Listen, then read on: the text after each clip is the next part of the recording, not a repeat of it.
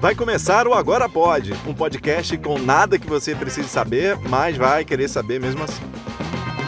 Patrocinado por São Geraldo, refrigerante de caju genuinamente nordestino. Sério, você já provou São Geraldo com um prato típico do Nordeste? Combina demais. Aliás, combina com tudo. Cajuína São Geraldo, o sabor do Nordeste.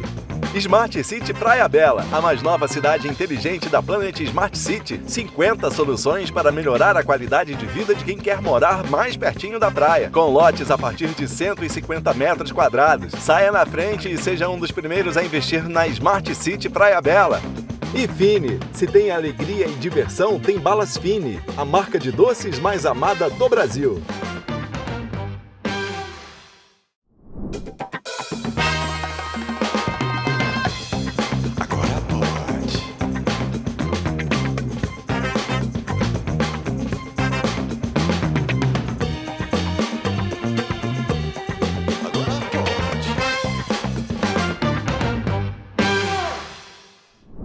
Agora pode, começando agora, mais um episódio que começa, Gustavo. Episódio esse que nós vamos falar na nossa língua nativa, o francês. Nós vamos poder agora esnobar, falar francês aqui. Quem dera. Treinar meu parlez-vous. Exatamente, meu garoto. Mas antes de mais nada, eu devo só lembrar a nossa audiência, os nossos pontos de contato nas redes sociais, sobretudo, né? @podeagorapode no Instagram, também no Facebook e no TikTok. E no YouTube, para se inscrever no canal, youtube.com/podeagorapode, você se inscreve, ativa o sino, vai ficar recebendo aí as notificações dos conteúdos, não só dos episódios, mas dos outros que a gente joga por lá, né? Quem sabe assim ficaremos tão famosos quanto eles na França. Exatamente. Ele que está percorrendo todo o Brasil e agora está em ritmo de férias. Mas agora, só agradecer aqui ao Beach Park, que é o nosso QG, que é onde a gente despeja os conteúdos do Agora Pode, né? A gente está sempre aqui sendo bem tratado, bem servido. Salada de fruta é ótima, viu, cara? Não é cenográfica, você cenográfica não, pode comer, viu, cara? Eu já comi uma já, viu? Porque... um amigo já comeu uma? Já, vou até abrir aqui, cara, que é pra... O amigo vai comer 2 saladas. Não, porque vai que, né? Certo. Agradecer também aos nossos patrocinadores, eu me refiro à Fini, também a São Geraldo Refrigerante de Caju e a esse empreendimento sensacional, que é mais uma iniciativa do pessoal bacana dessa empresa ítalo-inglesa. Ítalo-inglesa, exatamente. Exatamente. Anglo-italiana, é isso que eu ia falar, né? Anglo-italiana? Dá na mesma, né? Dá na mesma, Exatamente. Cadê os negócios? Cadê o negócio aqui também? Cadê o negócio aqui? Cadê? Como é que vai falar? Mas a gente vai falar do Praia Bela. Sim, claro. Né? Assim. Gustavo, por gentileza, apresente o nosso convidado. Olha, Alexandre Lima, cara, antes de mais nada, O quê? nós já temos uma amiga em comum. Você vê, cara, que a arte e a cultura nos une. Aproxima, né? Aproxima. Nossa amiga jornalista, Analice. Analice fez o press da peça, né? Dos meninos, das meninas, e aí falou pra caramba dele, ó. Rapaz, diz que o cara é genial, inteligente, bonito, que o espetáculo é sensacional. Meu irmão, ela vinha pra gravação, mas acabou. E o nome dele, cara, daria uma bela... nome de padaria no Leblon. Padaria chique no Leblon. Você acha? Se bem que no caso deles, que tá fazendo sucesso na França, é melhor que fosse uma boulangerie. Não, boulangerie. Babaioff. Babaioff, o nome é bom, né? Pô, vamos ali no Babaioff comer um pão com ovo, né? Não, um negócio assim. Cara, é ator, produtor. Cara, o espetáculo dele está bombando, não só no Brasil, como lá fora. Inclusive... Cité de la Louis Paris, entendeu? Armando Babaioff. Armando! Cara, tô impressionado. Tem um negócio que eu soube. O quê, amigo? Ele tem uma ligação com o Ceará, que eu já soube. Eu soube também aqui. Né? Tu soube? Soube, acabei de saber. Bom, me falaram que ele tem uma ligação integral com o Ceará. Integral com o Ceará.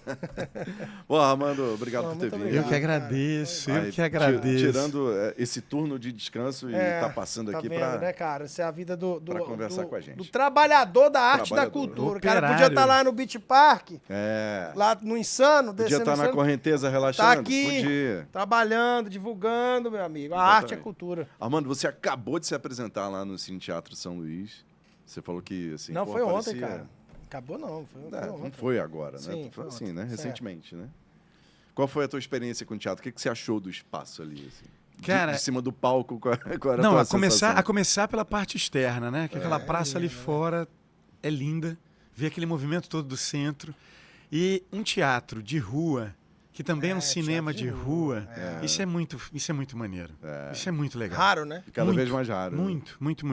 E isso é uma coisa que a gente escolheu, assim, logo de cara, quando a gente começou a desenhar esse projeto, essa turnê com Tom na Fazenda pelo norte e nordeste do Brasil, uma dos meus desejos era me apresentar em teatros que fossem teatros tradicionais da cidade, que não fossem teatros de shopping, nada contra teatro de shopping, mas é porque as pessoas já vão em shopping o ano inteiro.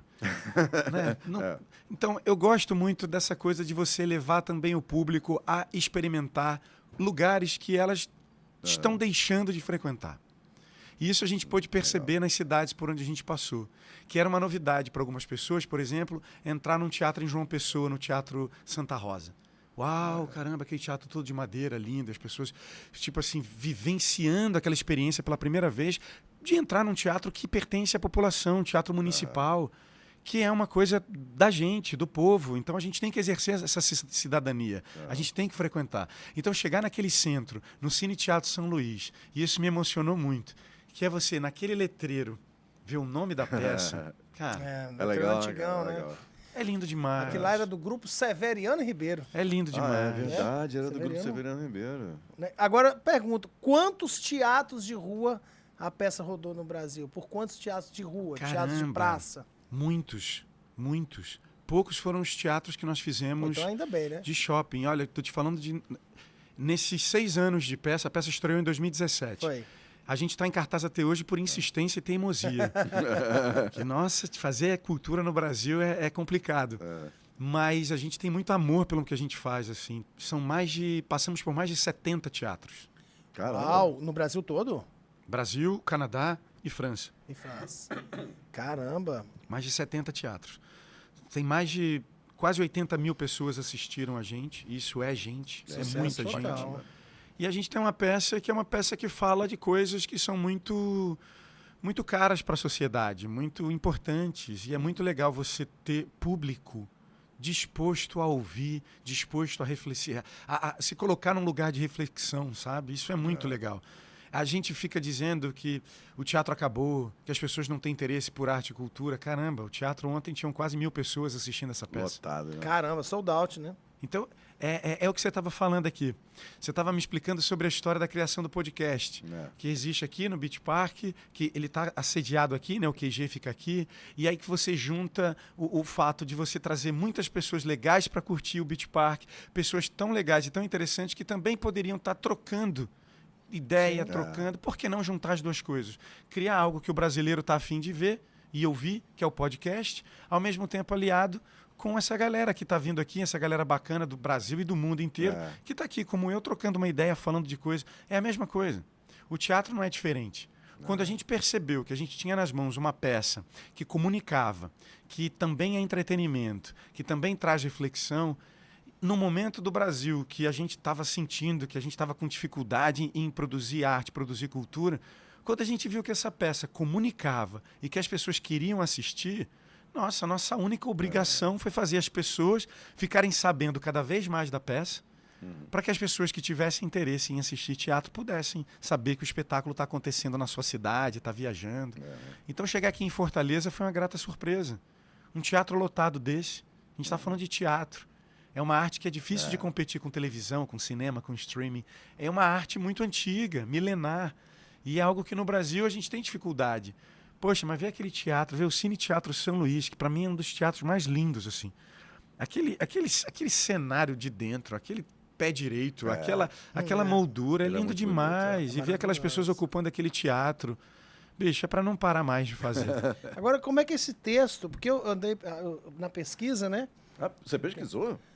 Eu tenho que me preparar, né, cara? Pra ficar minimamente, né? Inclusive, eu vi que existe um filme, né? Tô na Fazenda. Eu fiquei conhecendo a peça por causa de um filme você ficou canadense. Filme? De um diretor conhecido chamado Xavier Dolan. Um amigo comentou comigo sobre o filme, isso em 2014. Sim. Ele comentou sobre o filme E ele é cinéfilo e ele falou, eu esperei até os créditos finais. Quando eu vi as letrinhas subindo, estava lá escrito, baseado numa peça de teatro. Aí eu falei, não me conta então a história, que eu vou achar o texto e eu vou ler. E aí no mesmo dia eu encontrei o texto na internet, comprei, li em PDF, enlouqueci. Eu falei, eu preciso montar isso. Eu não tinha visto nem o filme. Eu li a peça.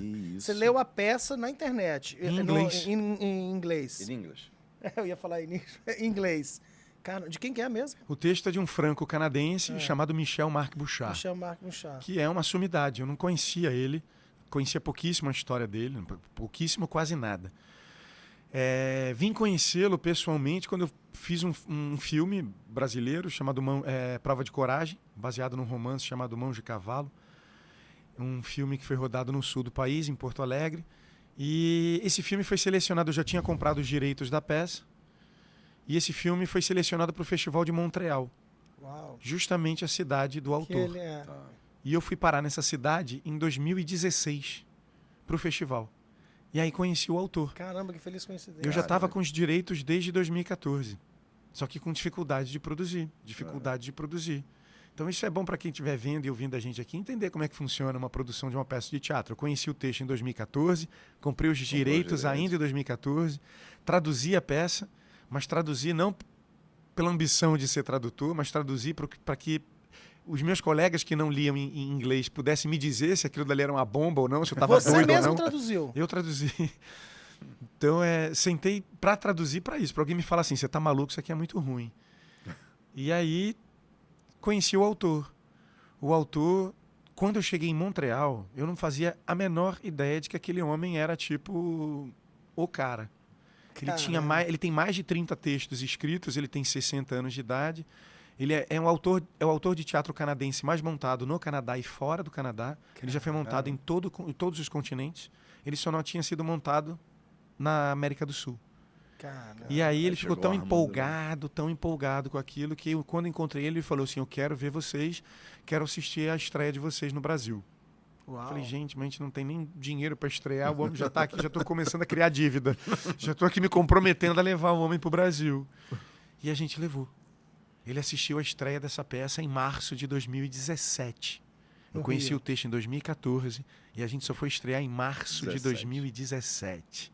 Armando, agora eu quero saber o caminho para você conseguir o tutu para montar a parada. Porque você... Eu sou produtor. Eu tenho esse tesão em ser produtor. Eu gosto de ser produtor. Eu gosto. E foi algo que eu aprendi na escola de teatro. Eu sou fruto de ensino público. Eu estudei a vida inteira em escola pública. Eu comecei a fazer teatro numa escola pública no Rio de Janeiro. Apesar de ser pernambucano, apesar de ser pernambucano e de ter morado aqui em Fortaleza, e daqui a pouco a gente fala disso. Foi aí que começou a história. No Rio de Janeiro foi onde eu fiz faculdade. Eu brinco dizendo que eu nasci em Recife, fui alfabetizado em Fortaleza e fiz faculdade no Rio de Janeiro. Mas essa minha trajetória, essa minha vivência, a maneira como eu vivi, me fez entender. E eu tive o privilégio de conhecer teatro aos 11 anos de idade numa escola pública. E isso eu sou um privilegiado por ter contato com isso, que é meu ofício desde cedo. Tá, pode crer. Quando eu virei para minha mãe e falei assim, eu quero ser ator, minha mãe olhou para minha cara e disse, eu não posso te ajudar. Não conheço nada, não conheço ninguém. Aos 11 anos de idade eu vi isso da minha mãe. Caramba. Então, isso é muito difícil. Hoje, olhando para trás, eu falo, caramba, que difícil se eu ouvir isso, sei lá, da sua mãe.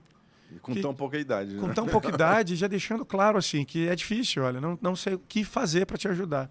Mas, ao mesmo tempo, isso foi o que me fez entender, e eu acho que eu já tinha uma certa maturidade, de entender que, bicho, se tu quer, corre atrás. Foi isso que aconteceu. Eu nunca parei. Desde os meus 11, eu nunca parei de fazer teatro. Nunca. Inventava um curso, inventava uma participação numa peça, inventava de ajudar numa oficina de teatro que eu descobria lá no Retiro dos Artistas, onde eu morava, e ajudava a limpar uma sala em troca de ser ouvinte. Aí, quando eu vi, eu estava fazendo parte de um grupo de teatro, apresentando uma peça num festival de teatro aos 15 anos de idade, e nunca parei. E nunca fez outra coisa, mano? Já, sou formado em construção civil. Meu pai me obrigou a ter uma profissão. Cara, mas nunca exerceu? Nunca fez nada? Nunca construiu nada? Bati uma laje. Não, construiu uma carreira, né? Não, tu Não, bati laje, já trabalhei com isso, fazia recadastramento para a Prefeitura de Niterói, no Rio de Janeiro, trabalhava com isso. Isso meu segundo grau inteiro, ensino médio inteiro.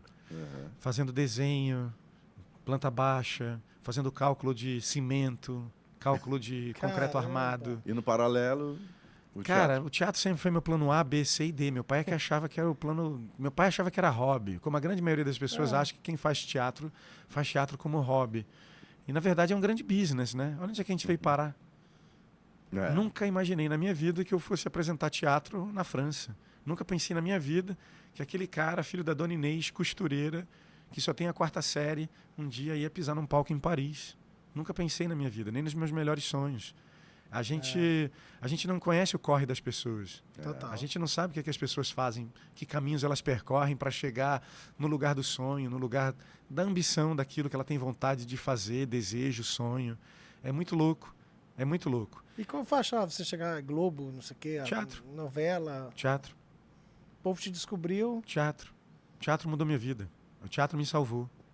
O teatro me salvou. Da mesma maneira que um menino começa a jogar futebol numa várzea, o esporte salva a vida de muita gente. A cultura também salva a vida de muita gente.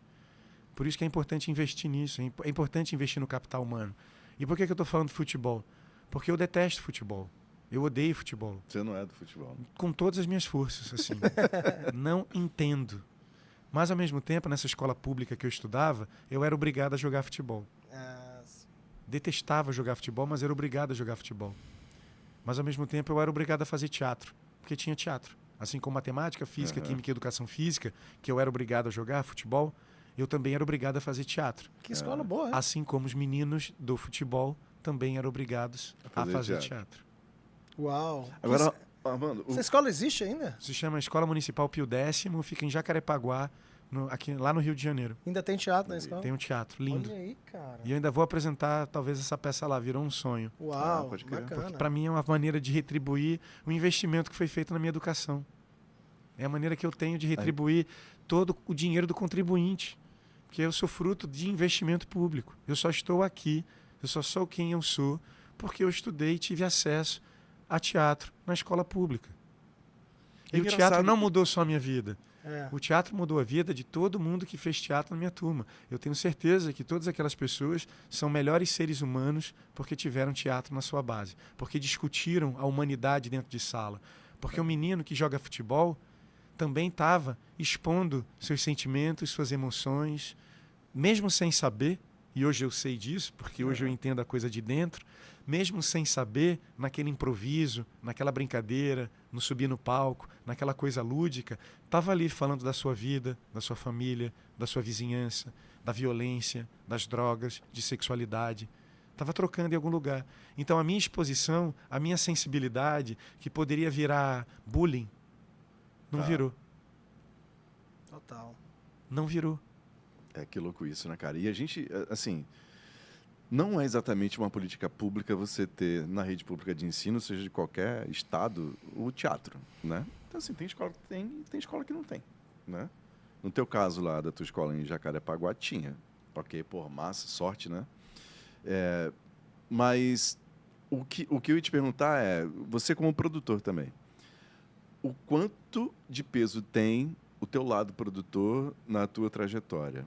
Porque fora o esforço de se dedicar à arte mesmo, de interpretar, tem a vida real, né? Comendo, né? Que é complicadíssimo. Muito. Assim, a maior dificuldade que você tem, a gente faz isso conversando muito com jovens artistas, a gente tem viajado bastante o Brasil com essa peça, e a gente tem uma contrapartida social que é falar de produção cultural, porque é algo que os artistas falam muito pouco. Sim. A gente sempre está nesse lado romântico da coisa, do que é legal, subir no palco, do brilho. E isso é só 10% do que é o trabalho. Isso é só 10%. Todo o resto do trabalho é prospecção, é computador, é sinopse, é orçamento, principalmente Excel. Orçamento, Excel. Reunião com o patrocinador. Perfeito, perfeito. Você falou uma coisa que é isso.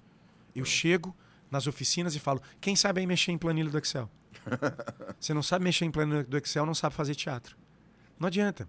Que doideira. Você tem que olhar para isso igual você olha para o empreendimento. Igual você olha para um empreendimento. Ninguém abre uma padaria para fechar em 2 meses.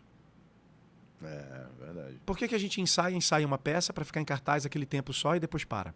Tá errado.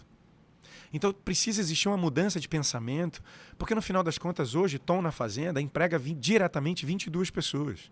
22 pessoas. É gente pra caceta. Gente, tem empresa que não tem 22 funcionários. 22 gente pra passagens, caceta. 22 diárias de hotel. Perfeito, estamos falando de economia criativa.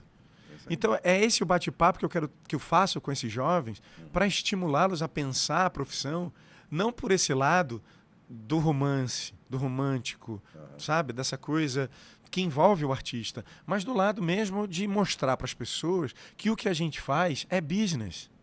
Isso aqui é business, é negócio, é a nossa padaria. Então, é o lugar de troca que eu encontro e que eu não tive. Minto. Tive, mas tive muito pouco. Eu fiz Martins Pena. Martins Pena é a escola de teatro mais antiga da América Latina e que ninguém fala sobre.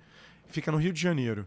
É uma escola de teatro das mais importantes. Muita gente passou por ali. Muita gente. Muita gente legal. Joana Fon, Cláudia Jimenez, José Vil, que já foi diretor. Muita gente bacana. Mas é uma escola sucateada, é uma escola abandonada, é uma escola sempre esquecida, está sempre precisando de dinheiro para poder fazer uma reforma, está sempre correndo o risco de desabar. É impressionante. Impressionante. Nessa escola eu tive aula de produção cultural. E isso foi ali que começou o meu entendimento sobre como produzir. Gosto de fazer televisão? Adoro. Acho aquilo das coisas mais difíceis de serem feitas. É uma fábrica de pizza. É uma fábrica de pizza. Mas fica em Jacarepaguá, no Rio de Janeiro. Na Curicica, para ser mais específico. É Rio de Janeiro.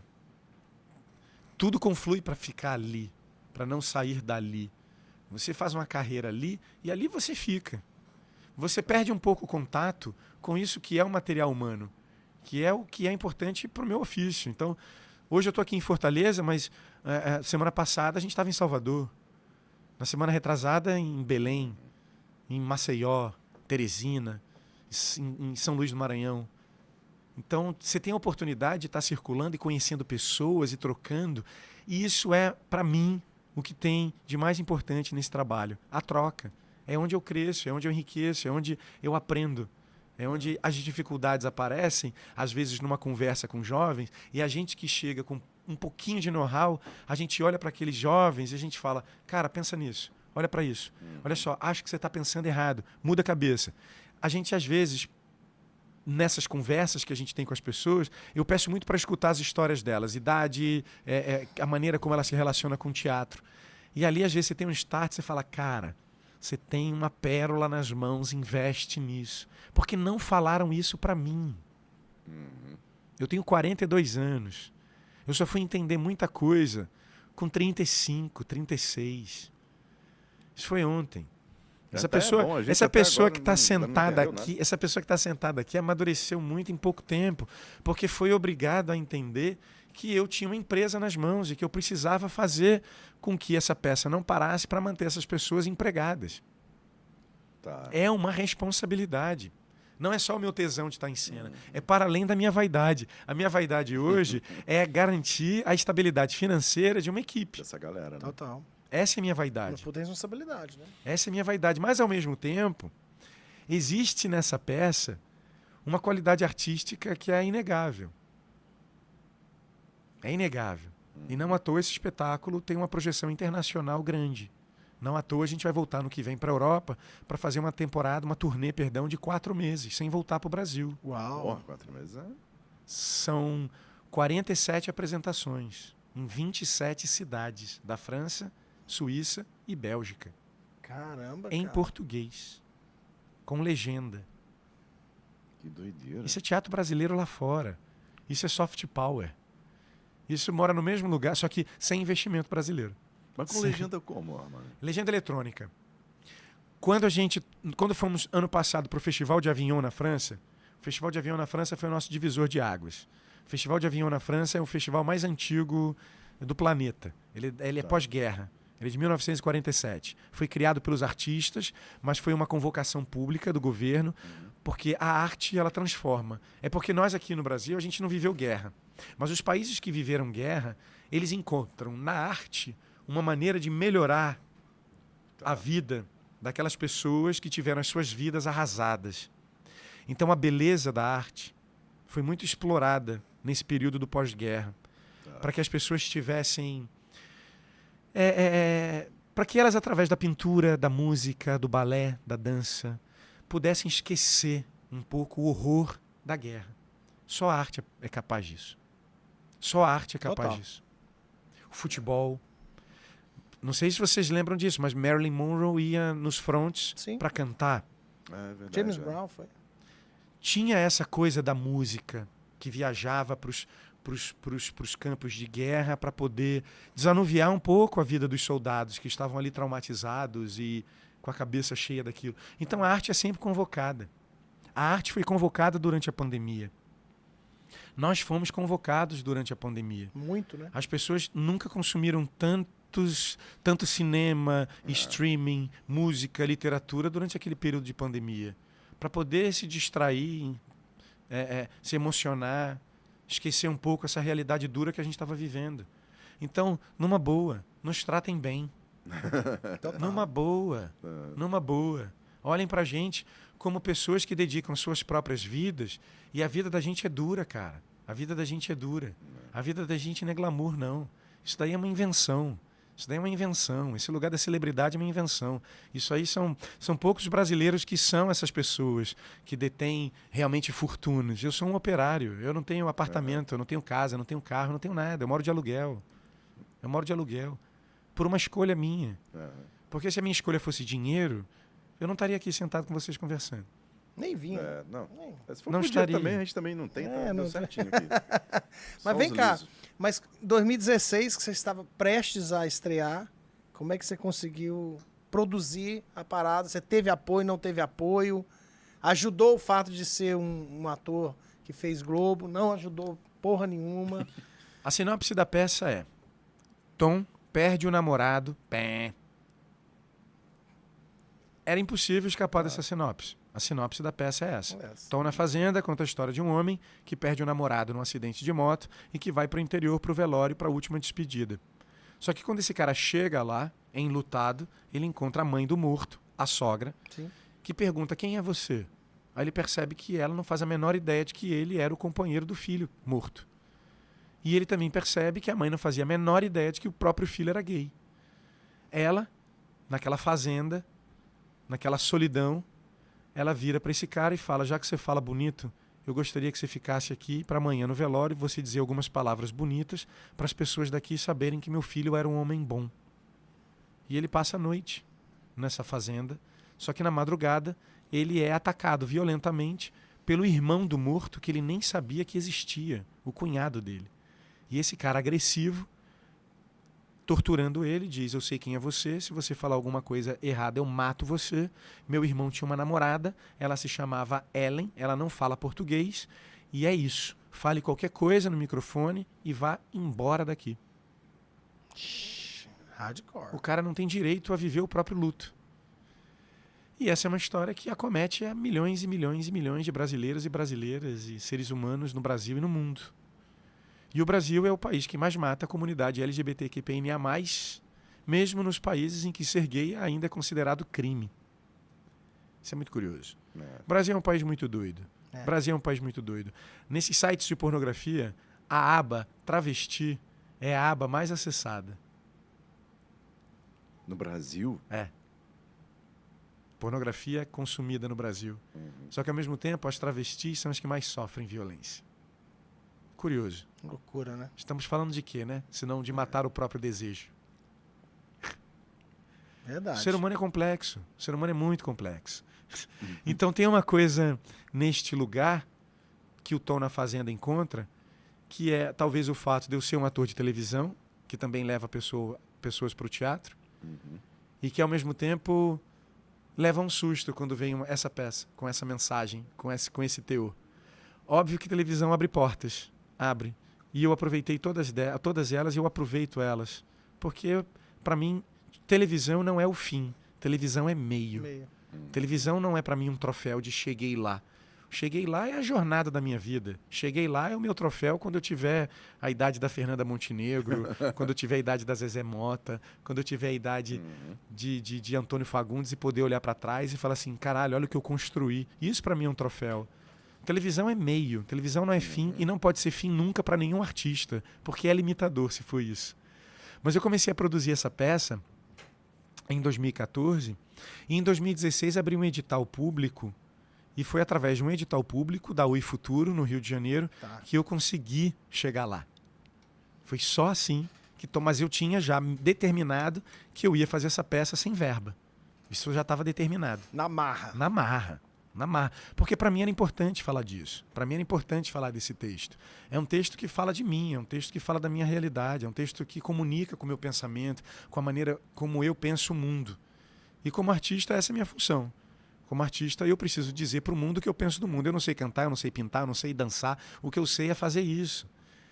E isso é uma maneira também de me encontrar com pessoas que olham para aquilo e falam, caraca, eu entendo o que você está querendo dizer, eu preciso levar minha mãe para assistir, eu quero levar o meu pai para ver.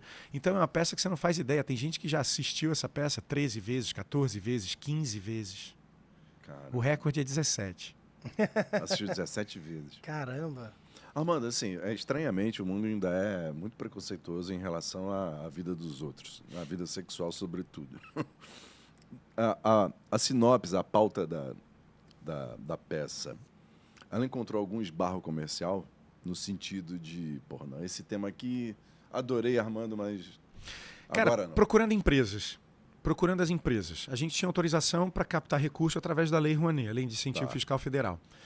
A gente batia na porta das empresas e as empresas, através do departamento de marketing, definiam que a peça era... Eu conseguia marcar as reuniões porque eu usava o fato de ser um ator conhecido para ter acesso. Conseguia acesso. Só que quando chegava na reunião do departamento de marketing, a resposta sempre era: a empresa não investe em teatro. O tema da peça é arrojado demais para a empresa. A empresa gostou do projeto, o projeto é incrível, mas não tem interesse neste momento. Isso é o mais louco, porque eu não estou falando de dinheiro da empresa. Eu estou falando de dinheiro de renúncia fiscal. Dinheiro público, né? Eu estou falando de dinheiro público. Eu não estou pedindo para você me fazer um favor. Eu não estou pedindo favor. Eu estou te oferecendo um produto. Estou lhe oferecendo um produto comercial e que, ok, beleza, você não está acreditando agora, mas eu sei o que eu estou vendendo.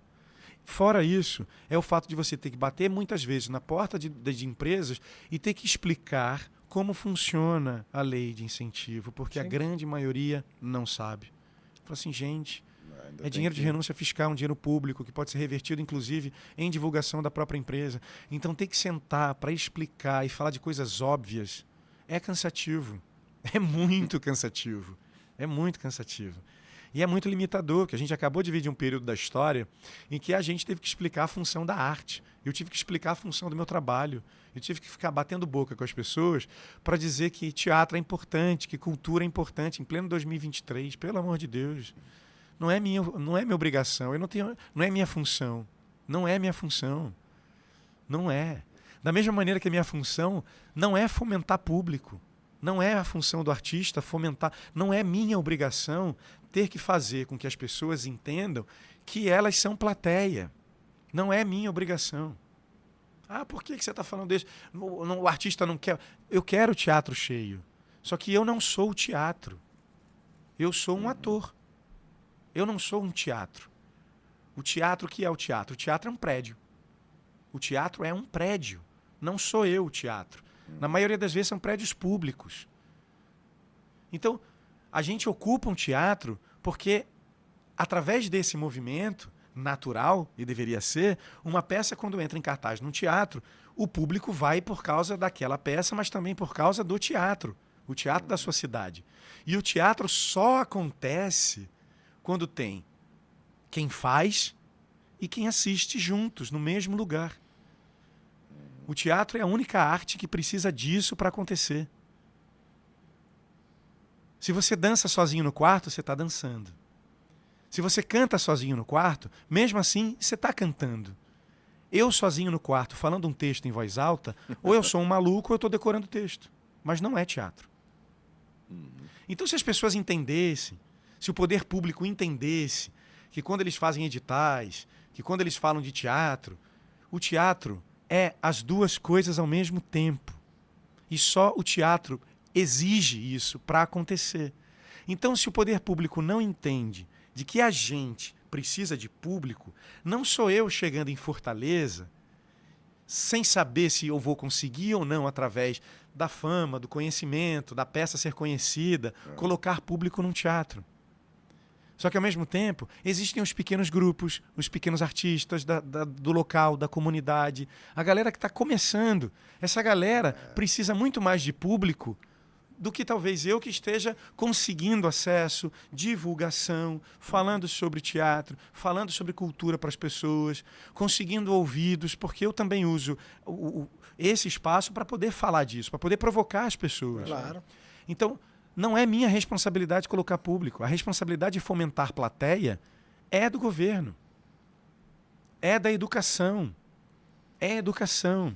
É a criança entender desde cedo que aquele espaço também é dela. É um projeto, né? Precisa ser um projeto. Não, precisa. Cara, o teatro é uma coisa tão maluca, tão transformadora, tão forte, que eu fui ver uma peça. Eu, infelizmente, não tive a oportunidade de ir a muitas peças de teatro, mas uma me marcou, e foi até recente, que foi a peça do, vou dizer, Caio Blá, porque ele é um dos atores principais, mas ligado. Que é o Grande Sertão. Grande Sertão Veredas, baseado no livro do Mineiro Guimarães Rosa.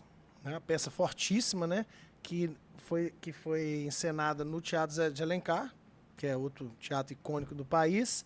E tinha uma parte da plateia que ficava na plateia mesmo e a outra que subia ao palco. Que via o espetáculo do palco. Em cima do palco. Junto, praticamente ali do lado dos atores, que foi o meu caso. Que eu fiquei muito perto.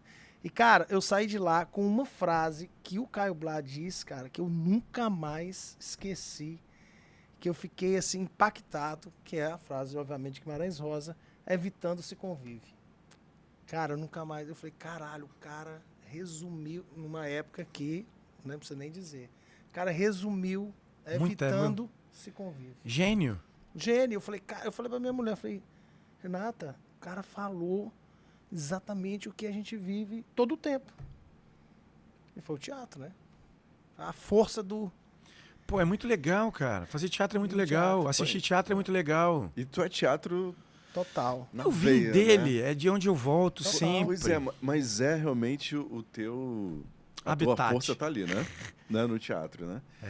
E as outras mídias, como é que você faz para... Não para coordenar o tempo nem nada, não, mas o que elas... significam para ti enquanto vida prática? Televisão, streaming, cinema? Cara, eu tô vivendo esse momento agora, assim, bem no presente. É a primeira vez na minha vida que eu não preciso me preocupar com o trabalho. Eu sei o que é que eu vou fazer até 2025. Uau. Não foi o cinema que me deu, não foi a televisão que me deu isso. Quem me deu isso foi o teatro. Essa estabilidade que me deu foi o teatro. Né? Só que tem muita estratégia por trás disso. Tem muita prospecção por trás disso. E o teatro é a casa do ator. A televisão eu sou empregado. Cinema eu sou empregado. Streaming eu sou empregado. Teatro eu sou dono. Eu sou empresário. Total. Então eu sou dono da trajetória, da minha própria trajetória. Eu sei o que eu quero. Se você me perguntar aonde eu quero chegar com essa peça, eu te respondo. Eu quero chegar na Off-Broadway. Eu ia te perguntar, no caminho eu vinha perguntando, no Off-Broadway. Se eu vou conseguir? Não sei, mas é meu super objetivo. Não sei. Nunca pensei na minha vida que eu fosse me apresentar em Paris. Nunca pensei na minha vida que eu fosse ver meu nome no Le Monde. A gente foi criticado pelo Le Monde. A gente não tem mais crítica teatral no Brasil. Realmente. Nós não temos mais crítica teatral no Brasil. Não se escreve mais sobre teatro. Não se tem mais jornalistas que cobrem cultura. Todo mundo é freelance. Então a gente não está vendo o que está acontecendo, mas está acontecendo uma coisa muito grave. E que nós artistas, precisamos nos apropriar do que é nosso. A gente está perdendo um espaço muito grande, não só para as outras mídias, mas a gente está deixando de usar o palco para falar de coisas que são importantes. Tá todo mundo querendo televisão, todo mundo quer fazer streaming. E no final das contas, Ontem, um teatro, como o Cine Teatro São Luís, tinham quase 1.000 pessoas dentro assistindo essa peça. Então não venham me dizer que não tem público. Tem público. E aquela tem famosa público. frase, e ninguém está falando disso, né? Que tem esse público. Tem público. Falar aqui, cara, o teatro está lotando mais do que o cinema. O teatro está lotando mais do que o cinema. Empresas, vocês que estão ouvindo a gente, ó, o teatro está lotando mais do que o cinema. Teatro é micropolítica. Aquilo dali sai e reverbera que vocês não fazem ideia. Não, minha amiga foi e postou. Olha, acabei de chegar, estou na fazenda, estou impactada e tal. Com quem, fora do teu grupo, Armando, com quem tu divide essa bola, assim, em termos de pensamento? Boa. Eu divido esse pensamento com um cara que é, para mim, o meu mentor, que é o Sérgio Saboia. Sérgio Saboia tem 62 anos de idade e ele é o diretor de produção do Tom na Fazenda. Sérgio Saboia tem uma história de 30 anos de teatro e ele só conheceu o teatro porque ele se apaixonou por uma atriz. Antes disso, ele trabalhava com restaurante. Ele era gerente de restaurante. Caramba. Depois que ele conhece essa atriz e ele começa a se entender como um cara que começa a entender como funciona uma produção de teatro, ele fecha o restaurante e começa a aplicar todo o know-how dele de administração de um restaurante, que não é nada simples, é complexo. Se você para pensar em manutenção, almoxarifado, estoque, empregados, tarará, ele pegou todo o know-how dele e ele trouxe isso para a vida do ator, do artista, do produtor de teatro. Então, o Sérgio é um cara que o tempo inteiro a gente... Ele está aqui, ele está viajando com a gente. Está contigo, né? Ele viaja com a gente. Sérgio Saboia e eu, a gente divide as falas nessa oficina de produção cultural que a gente faz. Aqui em Fortaleza nós fizemos com os alunos da UFC, da Federal do Ceará. Então eu e Sérgio abrindo a caixa preta de uma produção de uma peça de teatro de sucesso para os jovens entenderem como é que funciona e de que maneira você pensa estrategicamente uma produção. O Sérgio é que fala essa frase. Ninguém abre uma padaria para fechar em 2 meses. Ninguém produz uma peça de teatro, ninguém ensaia uma peça de teatro durante 3 meses para ela parar em 1. Para passar 1 mês. Não tem menor lógica. Agora, é esse cara que me fez entender todos os caminhos que a gente podia percorrer para conseguir chegar aonde nós chegamos. Foi ele que, depois da pandemia, disse: temos que voltar com a peça. Mas, Sérgio, a gente não tem previsão. Temos que voltar com a peça. Nós estávamos em Montreal, numa temporada em Montreal, que só aconteceu porque a gente trouxe o autor. Quem disse para trazer o autor para o Brasil foi Sérgio Saboia. Tem que trazer. Mas como? Não tem dinheiro nem para fazer a peça? Como é que a gente traz o autor? A gente tinha acabado de ganhar um prêmio, que era o edital para produzir o espetáculo e entrar em cartaz. O Sérgio sagaz, isso aqui só um exemplo. O Sérgio vira e fala: bom, o que a gente pode fazer, já que a gente não tem dinheiro, é pegar o dinheiro do prêmio, adiar o pagamento das pessoas, perguntar para todo mundo se todo mundo topa receber um pouco atrasado. Esse dinheiro vai ficar aplicado num fundo de renda bem conservador e a gente, através desse rendimento, a gente vai ter o valor suficiente para comprar passagem aérea para o autor. Isso é produção. Puta merda. A gente trouxe o autor com dinheiro do rendimento desse valor que ficou parado nessa conta, sei lá, 6 meses. Engenharia, né? Eu tô doido para saber, cara, quanto tempo, porque isso é uma área que me interessa, muita gente conversa muito sobre isso. Quanto tempo da estreia, que eu sei que foi numa sala pequena no Rio... 47 lugares. Para o negócio dar o turning point, o negócio virar e vocês conseguirem patrocínio, bababá. E não, já vou emendar outra pergunta. Vai. Outra pergunta. Este preconceito, essa, vamos dizer assim, essa má interpretação das empresas, ela só vai à página 2. Por que eu estou perguntando isso? Depois que está fazendo sucesso as empresas, opa, peraí, vamos deixar aqui o preconceito, ou não tem dinheiro, ou não investe em teatro e começa a botar grana. Ou seja, na verdade rapaz, eu não vou tocar nisso aqui não, porque vários motivos, mas esse negócio está dando certo, eu vou... As empresas inteligentes, elas pensam assim. As empresas que são antenadas, os CEOs que estão ligados no que está acontecendo no mundo e que estão para além do universo corporativo, conseguem enxergar isso porque já entenderam que investir em cultura traz prestígio. Prestígio ninguém te tira. Total. Prestígio, você pode ser milionário, mas você pode não ter prestígio. E dinheiro não significa nada. Não é sobre dinheiro. Dinheiro não pode ser objetivo. O que é o objetivo é engrenagem. É a empresa gerando e ela se auto-administrando e aquilo dali começa a funcionar e o que você tem que fazer é só jogar carvão para ela não parar. É a minha obrigação hoje em dia. Só que, respondendo essa tua pergunta, a primeira parte dela você estava falando do... Só me refresca aqui a primeira parte. Já esqueci também. Qual a primeira parte? Rapaz, vocês estão ótimos. Para chegar até aqui. Da estreia, da pequena casa, até o pulo do gato. O pulo do gato. Vou te falar qual foi o pulo do gato.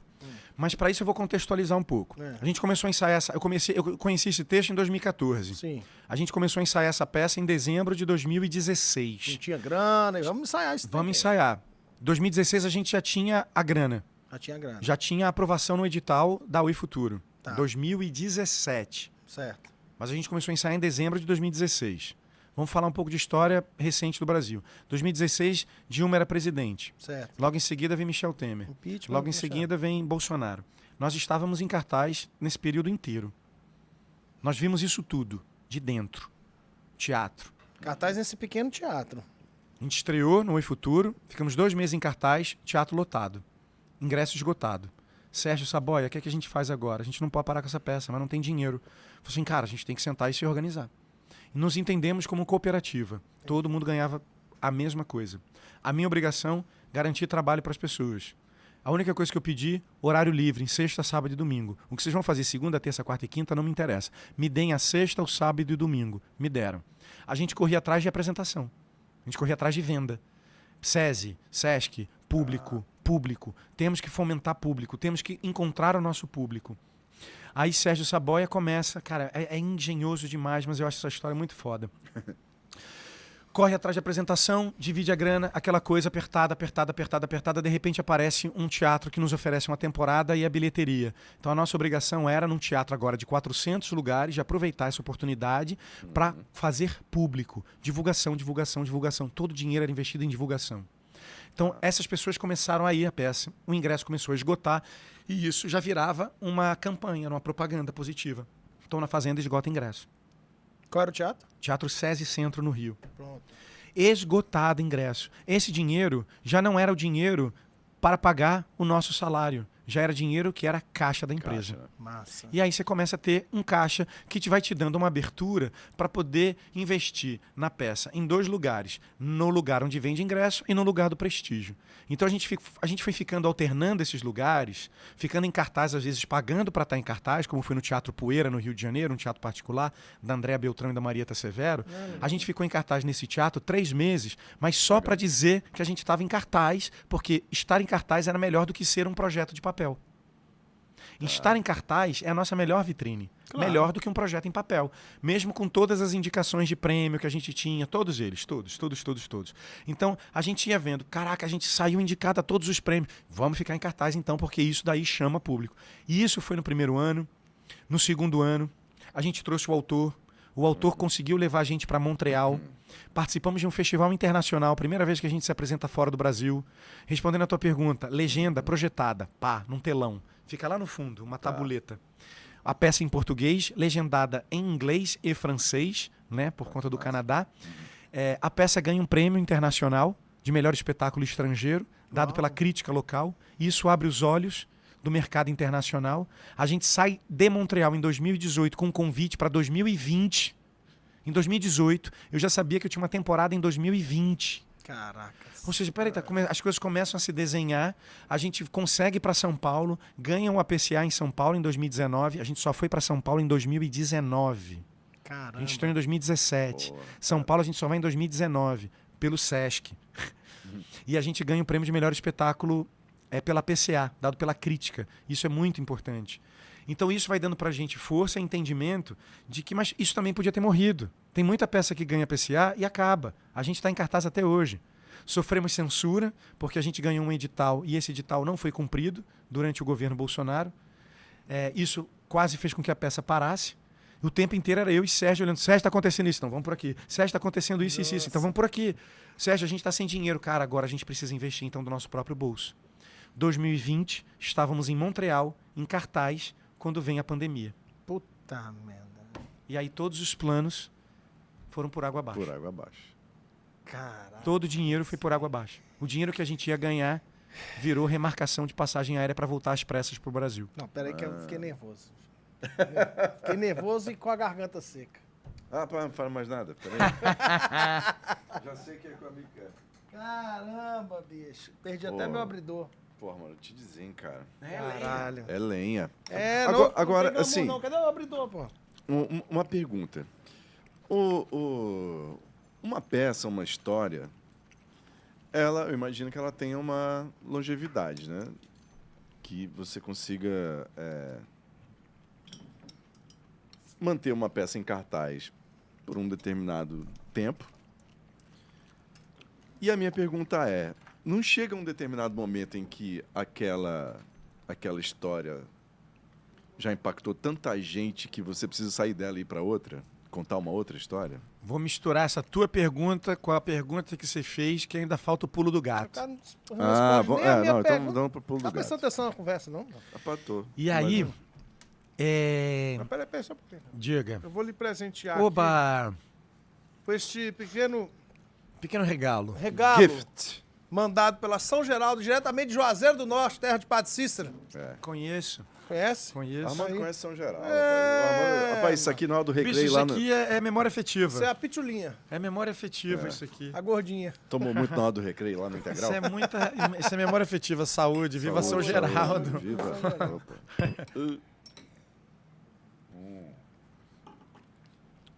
É um refrigerante 100% nacional. Isso é um refrigerante brasileiro. Refrigerante brasileiro. Gelado, hein? Vai, E fala. aí, Bem geladinho. essa pulo coisa do do gato. teatro, de você correr atrás do público, de você começar a fomentar público, de você estar sem saber o que fazer, pandemia, 2 anos ali que a gente ficou parado. A gente estava em 2020 em Montreal, volta para o Brasil às pressas.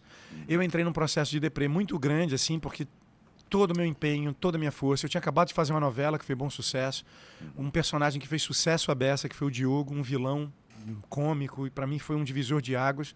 Mas foi ali que eu disse, agora eu vou dar um tempo de televisão e vou me dedicar ao meu trabalho. Ali eu parei com tudo, disse não para todos os convites que eu tinha. Falei assim, agora é teatro, agora eu sei o que eu vou fazer durante muito tempo. E foi quando veio a pandemia. E aí vem a história legal. Em outubro de 2021, quando o Brasil ainda estava naquele abre, não abre, a gente já pode chamar de pós-pandemia, a gente já pode dizer que a pandemia acabou, eu resolvi investir na peça de novo. Reuni todo o grupo, Sérgio Saboia, e aí pintou um convite irrecusável, que foi a reabertura e a retomada das atividades de teatro aqui no Ceará. O convite foi para cá. Uau! A gente fez a reabertura do Teatro São João, em Sobral, um dos teatros mais antigos do Brasil, inclusive onde o Belchior foi velado. Mas vocês estiveram com essa peça aí em Sobral? Rapaz. Sobral City? Sobral. Sobrou City. Caracas! Essa peça já rodou. Porra. Essa peça já rodou. Se você me perguntar uma cidade, talvez a gente já tenha ido. E ao mesmo tempo que a gente vem para Sobral, também tinha uma apresentação, 2 apresentações no Cine Teatro São Luís, em outubro de 2021. Só que com aquelas restrições todas. Cadeira sim, cadeira não. Cadeira sim, cadeira não. Então foi um pouco frustrante se apresentar no Cine Teatro São Luís com ele daquele jeito. Foi incrível, porque a gente estava voltando, mas foi um pouco... Caramba, imagina isso aqui cheio. E aí, isso ficou marcado na minha cabeça. Guarda isso aí. 2021 acabou, a gente não teve mais apresentação. Nós vimos, durante o governo Bolsonaro, as apresentações diminuírem, o público diminuir, a qualidade do público diminuir também, um público muito mal educado nas cidades, atendendo telefone, saindo da sala. Quando eu viro pro Sérgio e falo, Sérgio, a gente vai parar, né? O Sérgio, cara, a gente tem 2 possibilidades. Já que você tem interesse em voltar com a peça, a ideia é, a primeira, ou ir para São Paulo, porque a gente já tinha feito muita temporada no Rio e só tínhamos feito uma em São Paulo. Mas fazer temporada em São Paulo significa investir o dinheiro e não ter retorno. É só marketing. É só para dizer que estamos aqui, de volta. Estamos em São Paulo. Ou então, fazer uma coisa bem louca. Ir para o Festival de Avignon, na França. Falei, Sérgio, como assim para o Festival de Avignon, na França? O Festival de Avignon, na França, é esse festival que eu contei para vocês, que é o festival mais antigo do planeta, junto com o Festival de Edimburgo. é um festival criado pelos artistas, mas que regula um mercado. Todos os artistas da França vão para esse festival apresentar as suas peças de teatro para que elas sejam vistas pelos programadores dos teatros da Europa. São eles que compram as peças. Então você vai para lá para uma feira. É quase uma feira, né? Não, é uma feira. Uma feira. É um regulador do mercado. É o Omex do teatro, né? É a feira de é um regulador do mercado francês. Que legal. Você vai para lá, apresenta a sua peça, os programadores assistem, se eles gostam, eles contratam você. Então você está lá sem ninguém saber quem é você. Ninguém está lá porque assistindo Tom na Fazenda porque eu faço novela. Ou porque, sabe, conhece a história da peça. Não. Ainda mais na França, né? Somos latino-americanos, tentando um espaço, um lugar ao sol. No meio de 1.570 peças. Puta. Ô, louco, mano. Nós estávamos em um teatro. Nós estávamos em um teatro afastado de onde acontecia o festival. Tinha tudo para dar errado. A gente estava num teatro que o público tinha que pegar um ônibus de 15 minutos. Chegava, era uma biblioteca num bairro de maioria muçulmana. A gente estava dividindo essa biblioteca, que não era teatro, mas isso é fabuloso, porque esse festival de teatro, na França, transforma tudo em teatro. Tudo. A igreja vira teatro. Mas a biblioteca, eles botam cadeira ou é no Tira meio do... tudo, constrói uma cadeira, de uma arquibancada de módulo. Caceta, Cara, você não tá entendendo, tudo vira teatro. A barbearia vira teatro, a vitrine da loja vira teatro, a igreja vira teatro, a igreja é esvaziada e vira teatro. Caramba, que ideia maravilhosa. Aquilo dali faz dinheiro. São 6 milhões de ingressos vendidos ao longo de um mês. Vende-se mais ingresso no Festival de Avignon, na França, do que o futebol francês. Então, pelo amor de Deus, se as pessoas não entendem que a gente produz teatro, não só o teatro, o setor cultural é responsável por 4,2% do produto interno bruto desse país. A gente produz mais do que o setor imobiliário e do que o setor automobilístico.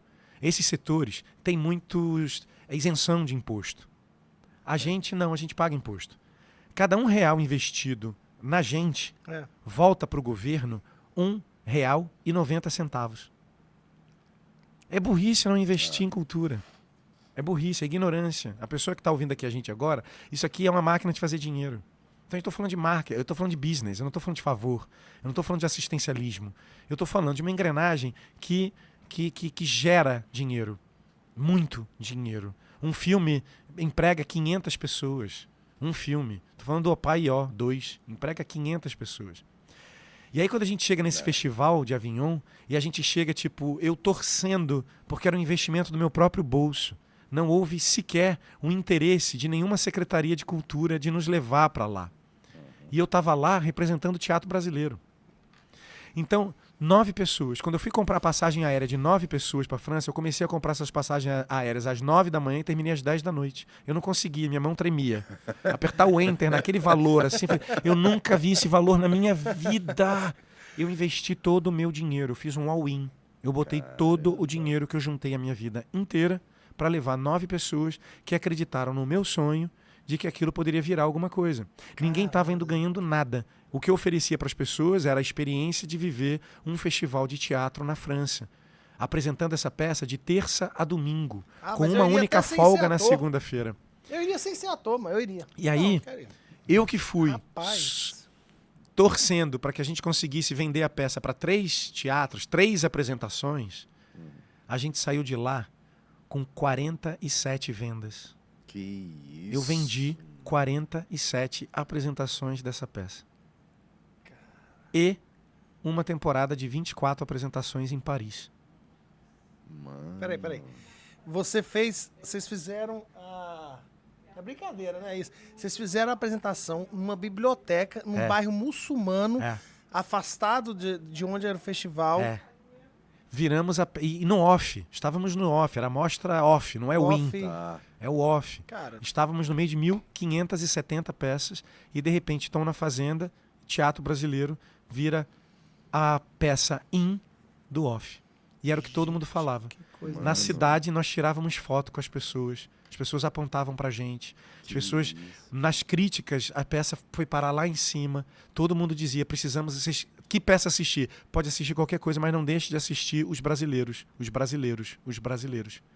Então, quando a gente começa a avisar pro Brasil que a gente ia fazer temporada em Paris, que a gente vendeu a peça para 47 teatros entre a França, a Suíça e a Bélgica, aí vem a grande parceria comercial, que é a Vivo.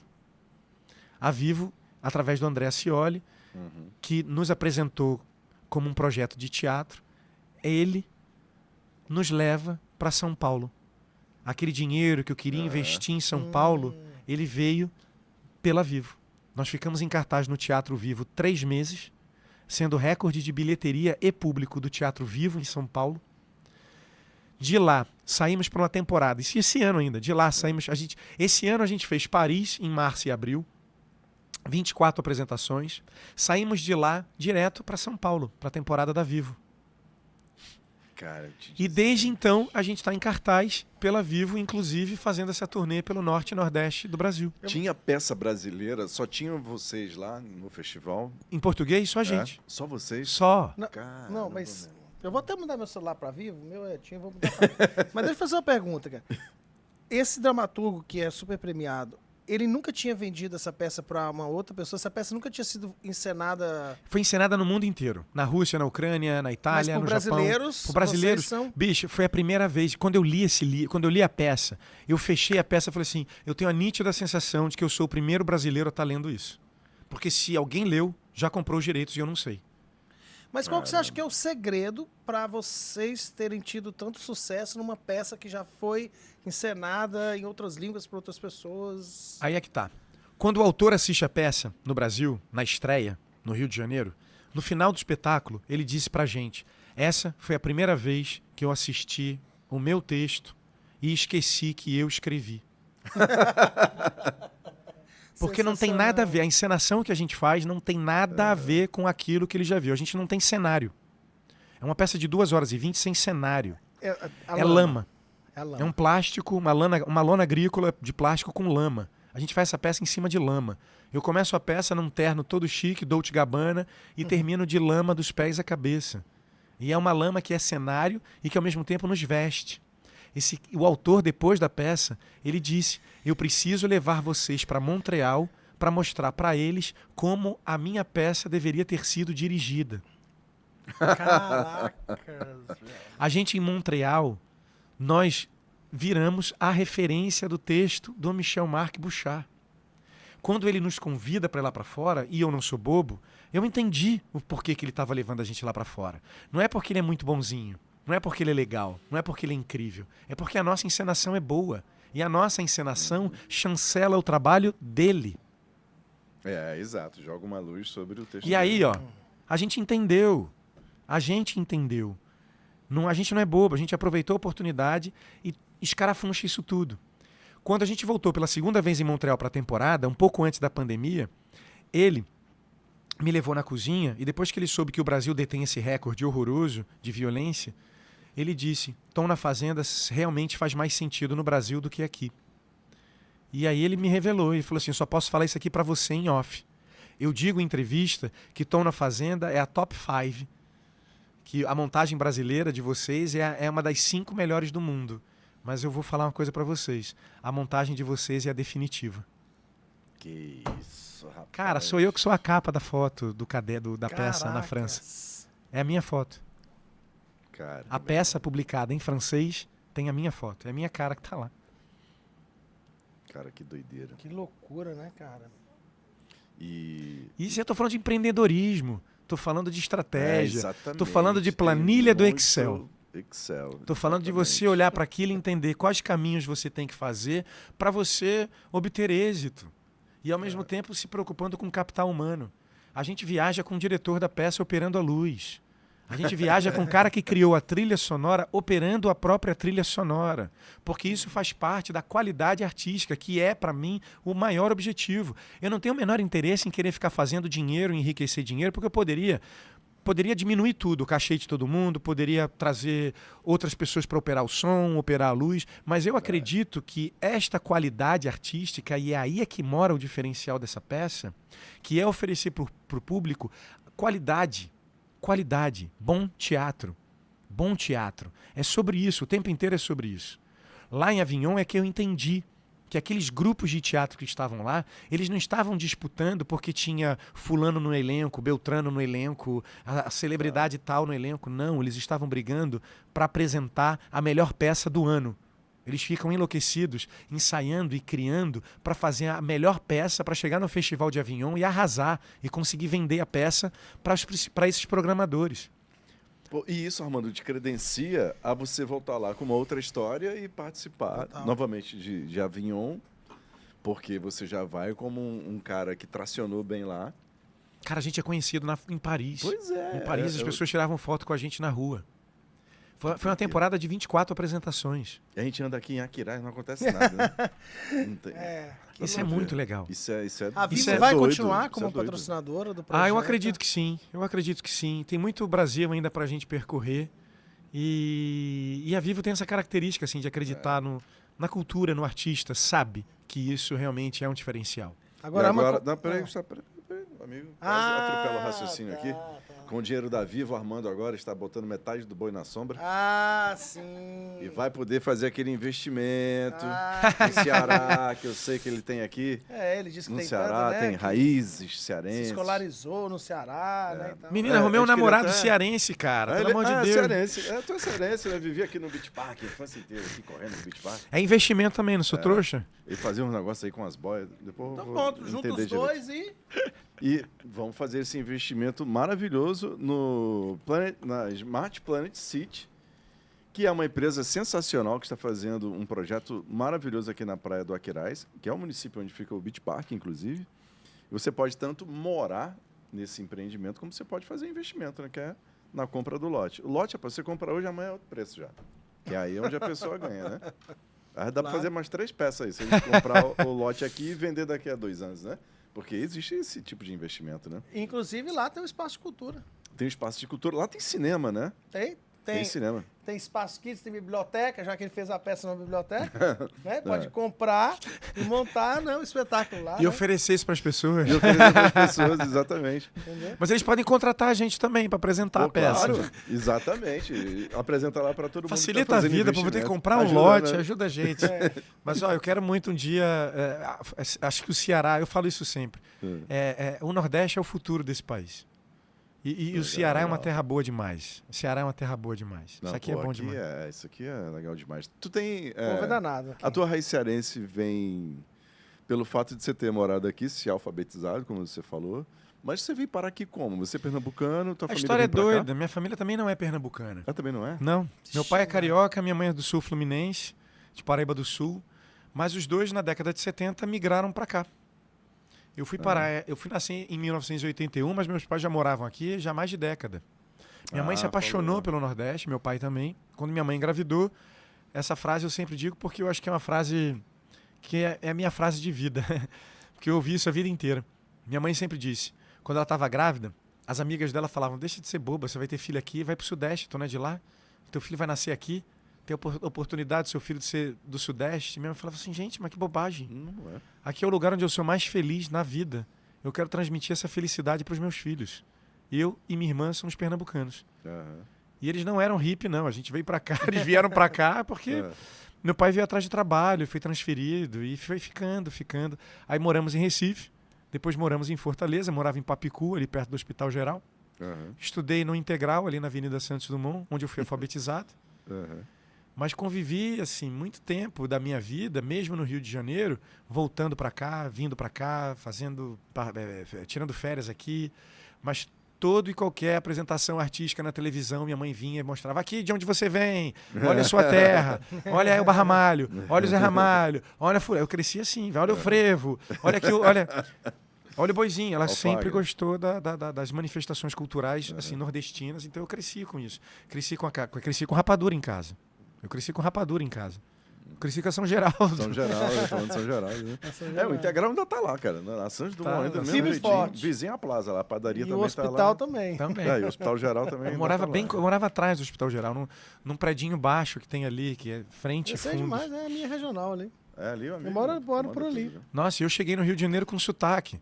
Então não era sacolé, eu falava din-din. Então tem um negócio muito doido que é o fato de eu ter 2 pais que não são nordestinos, mas que vieram para cá. Eu nasci aqui, Mas você é carioca. Sim, você pode até dizer isso, mas eu cheguei no Rio de Janeiro falando da Riégua. Então, na escola, eu era o Paraíba. Eu, com 7 anos de idade, meu apelido de escola era Paraíba. Da Bahia pra cima, eu sofri isso. Eu chegava em casa chorando. Me chamaram de Paraíba na escola. E eu chegava chorando, porque era ofensivo. Então, não me venha dizer que eu sou carioca, eu sou nordestino. Total. Garoto. Aí sim, isso é dos nossos, pô. Pô. Armando, galera. Palmas! Pô, cara, ele podia ficar conversando horas aqui, né, cara? E o teu sobrenome é de... Meu pai é judeu, minha mãe é católica, mas pelo lado do pai tem essa coisa do sobrenome, né? Então, o sobrenome vindo do meu avô, do meu bisavô, A minha família sofreu alguma diáspora e foi parar no Uzbequistão. Atual Uzbequistão. Caraca. Ex-União Soviética. Hoje atual Uzbequistão. Uma cidadezinha chamada Bukhara, que é uma cidade, acho que, predominantemente judaica, assim, da religião judaica. Minha família migrou de lá para a Palestina, antes da criação do Estado de Israel. Inclusive tem uma sinagoga em Israel, em Jerusalém Velha, com o sobrenome da minha família. A sinagoga, os irmãos Issacharoff e Babayoff. E aí minha família vem para o Brasil. Eu não me considero judeu praticante, nem católico praticante, porque meus pais não me batizaram. Então eu sou pagão. Pagão. Então vai pagar um almoço. Por falar em pagão, não, tem uma coisa que a gente tem que falar rapidinho. Ele tem uma festa. Tenho, cara. Tem uma festa há 10 anos e que pagou muita conta da minha vida. Cara, fala dessa festa. Vamos trazer pra cá, cara. A gente ainda não fez uma edição em Fortaleza. Essa festa se chama Sopa. É uma festa que tem 11 anos. Eu, de tanto reclamar das festas do Rio de Janeiro, resolvi criar uma festa. Eu e meu sócio, que é o Marcelo H., que também vem a ser o cara que criou a trilha sonora do Tom na Fazenda. Então, eu e Marcelo H., a gente sempre é para as festas e fala assim, nossa, que DJ ruim, nossa, que música ruim, nossa. Aí um dia eu virei para ele e falei assim, cara, vamos parar de reclamar e vamos criar a nossa festa? E a gente criou a Festa Sopa, que tem esse nome por causa daquela música do Wilson Simonal, Nem Vem Que Não Tem, Nem Vem de Garfo, que hoje é dia de sopa. E essa festa nasceu no Vidigal, numa laje no Vidigal, para tipo 100 pessoas. E a última edição que a gente fez dessa festa foi no Carnaval de Recife para 5.000 pessoas. Putz! Que isso, velho. Mas quem é que toca? Como é que é o... Eu que toco. Eu e Marcelo. Você que toca? A duração da festa inteira. A gente faz uma coisa muito louca, porque é um back-to-back, eu e Marcelo, a noite inteira. No Rio de Janeiro, essa festa dura, sei lá, 6, 7 horas. E a gente toca às 6, 7 horas, eu e ele, um do lado do outro. Que um pouquinho ele, um pouquinho eu, daqui a pouco os dois juntos. A gente fica naquele frenesi. Mas vamos levar essa festa pro Pirata? Cara, é muito legal. Porque o Pirata cabe, né? É na Praia de Iracema, né? Lugar boêmio, né? É verdade. A gente empresta a nossa cultura musical. A gente também só toca o que a gente gosta, tá? A gente empresta a nossa cultura musical pra festa. É algo do tipo, é pra dançar, toca muita música brasileira, mas você vai tropeçar de Maria Bethânia a Madonna. Tem uma festa aqui, acho que é Batom Vermelho, que parece um pouco com a nossa Batom festa. Vermelho, da Isa, Tô doido. Eu queria, na verdade, era fazer uma edição da Sopa com a Batom Vermelho. A gente pensou em conseguir fazer essa edição hoje. Seria hoje, mas a gente tava com esse plano de fazer isso. Mas a gente tinha... Eu tô muito cansado.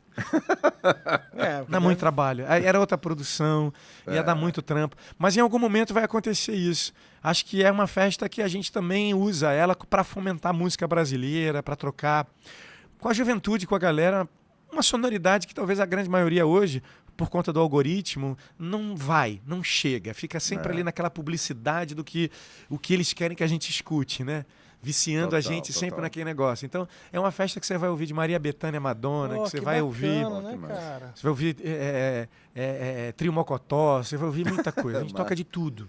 Até o que tá rolando hoje em dia. Cara, você falou em DJ ruim, se precisar de um, tá aqui. Pra participar da... Aí, ó. Guga de Castro. 30 Grande anos, nome. 30 anos. 50 anos de praia. Não, 30 anos. 30 anos como DJ? Como DJ. Que legal. E é muito legal, né? É muito legal. É muito legal. Muito legal. É muito legal. Dá trabalho, né? Muito. É muito legal. Muito. Mas tudo dá trabalho. Inclusive, dá trabalho, né? nosso amigo que é arquiteto, Ney Filho, que é da Batom Vermelho, disse pra mim uma frase que que resume tudo. Sucesso só vem antes do trabalho no dicionário. Foi o Ney Filho que disse isso. Achei que essa frase era antiga. Ele disse que... Falou, galera. Armando, obrigado. Que legal. Armando Eu que Babaioff. agradeço. Obrigadão. Parabéns. Eu que agradeço. Parabéns. Segue a gente aí nas redes sociais, @podeagorapod, no YouTube, youtube.com/podeagorapod. Obrigado. Então deixa eu aproveitar, então. Segue a gente no @Tom na Fazenda também, para ficar sabendo... Eu vocês aqui na postagem. Segue a gente lá para ficar sabendo de onde vão acontecer as próximas apresentações aqui no Brasil. Só Quando no a gente Instagram? voltar... TikTok também? Não, só no Instagram. @Tom na Fazenda. E a Tom na festa? Fazenda. Festa Sopa. Festa Sopa. Festa Sopa. Em breve a gente está chegando aqui. @Babaioff. @Babaioff. Falou, obrigado, Beach Park, Valeu. São Geraldo, Fini, Planet Smart City. Tchau.